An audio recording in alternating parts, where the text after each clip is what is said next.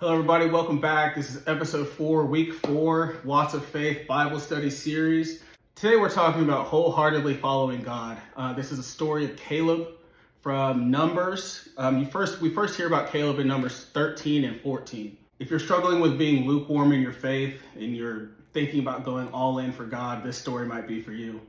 I've been on a journey of seeking God and just all that He is, and this story of Caleb came across in my reading, and it's a reminder that following God isn't about being half in and half out. It's about going all in for God no matter what, no matter how long the journey takes or what obstacles we face. So let's just dive into it. Let's talk about Caleb today. So this is Numbers 13.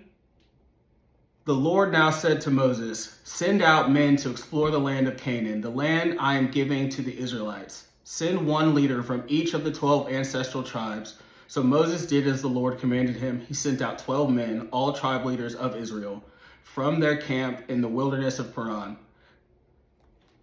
So this is where we first hear of Caleb. Caleb and Joshua are actually part of the 12 leaders of the tribe, and they go out to scout the land. In this part of the story, we have Caleb and Joshua. They go out to scout the land. It takes them about 4 weeks to do this. They come back. They were gone for 40 days.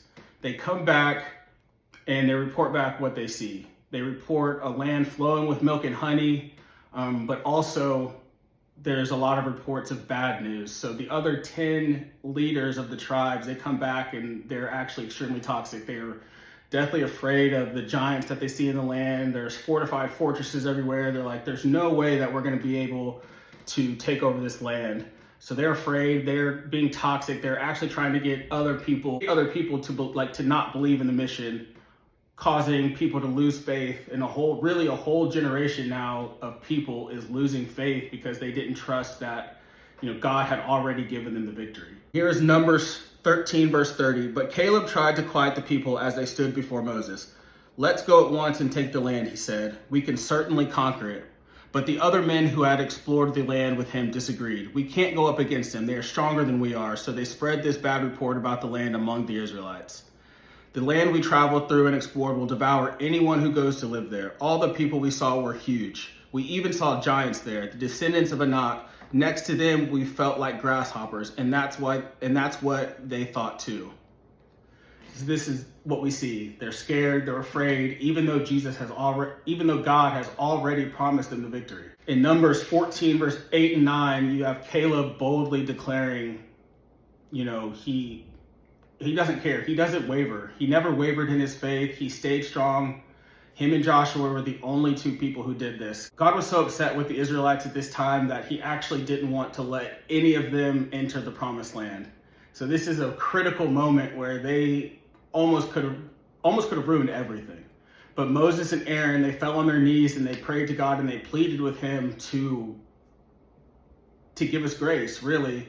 To give the Israelites grace so that they could enter the promised land. Doing this, Aaron and Moses, they did succeed in this, but God said that any man over the age of 20 would no longer enter the promised land. And so he said, because the scouts who came back and they were toxic and they were spreading the bad news to all the people, since they were gone for 40 days, now they have to remain in the wilderness for 40 years. Caleb's declaration from Numbers 14, verse 8 and 9 is powerful as well. "If the Lord is pleased with us, he will lead us into that land, a land flowing with milk and honey, and will give it to us. Only do not rebel against the Lord, and do not be afraid of the people of the land, because we will devour them." Once again, just Caleb is a true man of God. He wholeheartedly is following God no matter what obstacles he faces, no matter who is against him, no matter the generation is, saying that nobody can do it. He doesn't care. That's what we need in today's world, right? We have a whole generation of people who are lukewarm Christians. They're half in, half out. We think we can do whatever we want to do and still, receive blessings from God and that we will get to heaven. And that's just not the case. We have to believe with our whole hearts and we have to follow God with our whole heart. Even when the Israelites doubted, Caleb remained steadfast. Because of his faith, God made a promise to him that he would enter the promised land and receive an inheritance. But here's the thing, Caleb had to wait 45 years for this inheritance. Could we wait? Could you wait that long? Could we wait that? I don't know. Caleb was 40 at the time that he went out and scouted the land. And now, like we said, he waited 45 years to inherit his land and to enter and so he's now 85 years old at this time. And I'm gonna read a verse from Joshua chapter 14, verses 10 to 12. Now, as you can see, the Lord has kept me alive and well as he promised for all these 45 years since Moses made the promise. Even while Israel wandered in the wilderness, today I am 85 years old. I am as strong now as I was when Moses sent me on that journey, and I can still travel and fight as well as I could then. So give me the hill country that the Lord promised me. You will remember that as scouts, we found the descendants of Anak living there in great walled towns. But if the Lord is with me, I will drive them out of the land, just as the Lord said. So here we are 45 years later. Caleb is still Caleb. He remained strong. His faith never wavered. Caleb's story teaches us what it means to be all in for God. It's not about convenience or comfort or immediate results. It's about unwavering obedience and trusting that God's plan is better than our own. Too often we live with one foot in the world and one foot in God's kingdom. And that's what we mean by being a lukewarm Christian, not being all in and not being all out. We want God's blessings, but we hesitate to surrender to him. Revelations 3:6 warns us, "So because you are lukewarm, neither hot nor cold, I am about to spit you out of my mouth." God isn't looking for lukewarm Christians. He desires people who are fully committed, wholeheartedly committed to him, just like Caleb was. If we truly want to see God move in our lives, we have to be all in.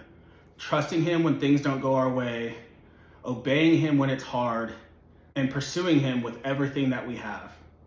I'm glad that we have a God that keeps his promises. Caleb believed God's promises even when it was hard, even when others doubted. Sometimes God's timing doesn't match ours, but God's timing is always right. We have to stay strong in our faith. At 85, Caleb was still strong and ready to fight for what was his. Let's be people who finish strong in faith no matter how long it takes. If you feel like you're in a season where you're waiting for God to show up, don't lose faith. Stay strong no matter how long it takes, no matter what obstacles you face. God may not take you out of that situation, but he does promise that he will be with you through that situation.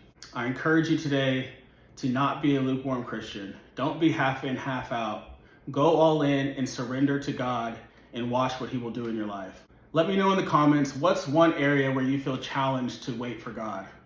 I'd love to pray for you. I'd love to be there with you through it. And if this message encouraged you, be sure to like and subscribe and come back for more Bible studies weekly. God bless you, and I'll see you next time.